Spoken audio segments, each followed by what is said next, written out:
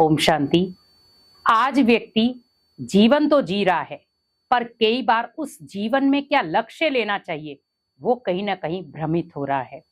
मुझे क्या चाहिए? आज व्यक्ति की इतनी सारी इच्छाएं हो गई कि उसे यही पता नहीं चल रहा मुझे चाहिए क्या। मैं किस चीज के पीछे दौड़ रहा हूँ? कोई धन के पीछे दौड़ रहा है, तो कोई गाड़ियों के पीछे दौड़ रहा है, कोई महल बनाने के पीछे दौड़ रहा है। आखिर आप सोचे, क्या इन सब की मंजिल एक है? क्या मिलेगा इनसे? अगर आप धन भी कमा रहे हैं तो कहीं ना कहीं खुशियां खत्म हो रही हैं। अगर आप धन कमा रहे हैं तो कहीं ना कहीं संबंधों में टकराव हो रहा है। इसका मतलब हमें धन भी प्रॉपर खुशी नहीं दे सकता, धन भी हमें मन की शांति नहीं दे सकता। तो मुझे उस धन की परिभाषा को बदलना है।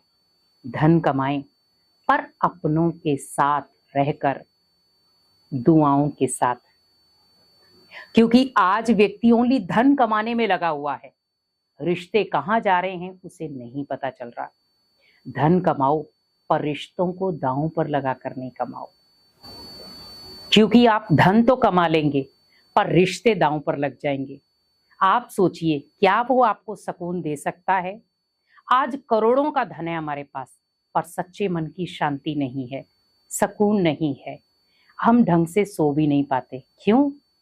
क्योंकि हमें डर है। तो जो धन आपको डर या भय या दुख दे, वो धन किस काम का? संबंध भी दूर, हेल्थ भी दूर, और भगवान से भी दूर। आज आप देखें, व्यक्ति भगवान से दूरियां बनाता जा रहा है और धन कमाता जा रहा है। क्या वो धन आपको खुशी दे सकता है? क्योंकि उस धन ने आपको भगवान से दूर किया, संबंधों से दूर कर दिया। हम ओनली कमाई में लग गए। मैं ये नहीं कह रही हूं धन नहीं कमाओ, धन कमाओ, पर दुआओं के साथ, भगवान की ब्लेसिंग के साथ, भगवान के साथ कमाओ। क्योंकि कहीं ना कहीं आज आप देखें, हमारा जो एक बिजी शेड्यूल है उसमें धन की मात्रा ज्यादा है। और आज व्यक्ति कहीं ना कहीं सोचता है मेरा जो ओहदा है या स्टेटस है वो धन से चमक सकता है। लेकिन आप सोचो, आप कितने भी बड़े व्यक्ति बन जाएंगे, लेकिन अगर आप डिप्रेशन के शिकार हो गए या आपकी हेल्थ खराब हो गई, क्या धन उसमें मदद कर सकता है? डॉक्टर भी कहेंगे कोई इलाज नहीं है इसका, इसकी कोई दवाई नहीं है। ओनली आप अपने ऊपर फोकस करो, भगवान का ध्यान करो और मेडिटेशन करो। अब आप सोचो, जब डॉक्टर ने आपको कहा कि आप मेडिटेशन करो जिससे आप खुद को ठीक और स्वस्थ महसूस करेंगे, हम तब जाकर के भगवान को कुछ ना कुछ समय देते हैं। तो हमें अगर ध्यान होता तो हम पहले ही समय दे देते, लेकिन हमारा ज्यादा ध्यान था धन कमाने में। हमने ना तो शरीर देखा, ना संबंध देखे, और ना हमने भगवान की तरफ देखा। तो कहीं ना कहीं रास्ता मुड़ करके वहीं पर पहुंच जाता है जहां पर आप छोड़ कर आए थे।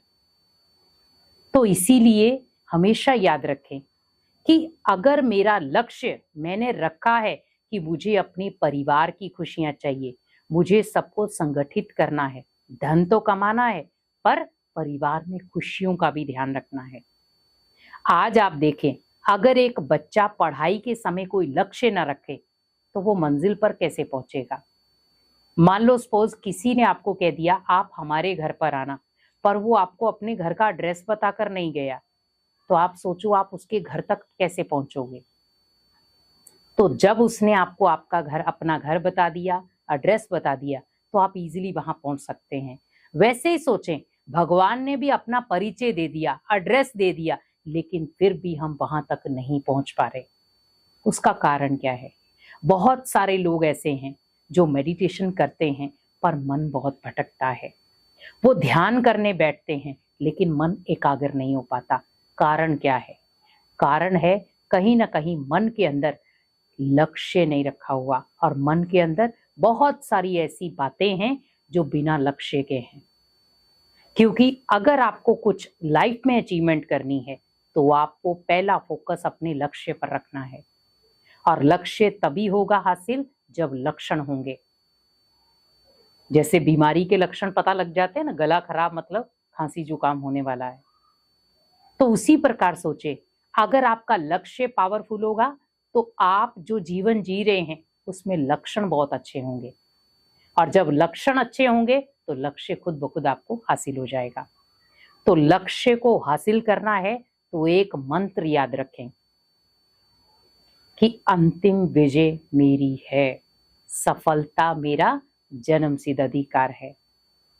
क्योंकि जब ये मंत्र अंदर डाल लिया कि अंतिम विजय मेरी है, भले कितनी भी परिस्थितियां आ जाएंगी पर विजय मेरी होगी, क्योंकि भगवान मेरे साथ है और मैं भगवान की ब्लेसिंग के साथ ही कोई भी कार्य करता हूं, उसकी ब्लेसिंग के साथ करता हूं, उसके साथ के साथ करता हूं, उसको साथ लेकर फिर वो कार्य शुरू करता हूं। तो जब आप भगवान का साथ लेकर कोई कार्य शुरू करेंगे तो वो कार्य आपको लक्ष्य तक लेकर जाएगा, और जब आपका लक्ष्य श्रेष्ठ होगा तो लक्षण भी श्रेष्ठ होंगे। और आज आप देवताओं को देखें, उनका लक्ष्य भी श्रेष्ठ था और लक्षण भी श्रेष्ठ थे। तो वैसे ही सोचें कि हमें धन से खुशियां नहीं लेनी है, धन कमाओ पर उतना ही कमाओ जो आपको खुशी दे पाए, लेकिन जो आपकी नींद नष्ट कर रहा है, खुशी नष्ट कर रहा है, परिवार से दूरियां बना रहा है, भगवान से आपको दूर कर रहा है, वो धन किसी काम का नहीं। वो इच्छाएं पूर्ति जरूर कर देगा आपकी, पर आपको सच्चा सुकून नहीं देगा और आपको लक्ष्य से भी भटका देगा। इसीलिए कोशिश करें, जैसा लक्ष्य होगा वैसे लक्षण होंगे। लक्ष्य अच्छा रखो, लक्षण खुद बहुत अच्छे बन जाएंगे और आप जो पाना चाहते हैं वो इजीली आपको हासिल हो जाएगा।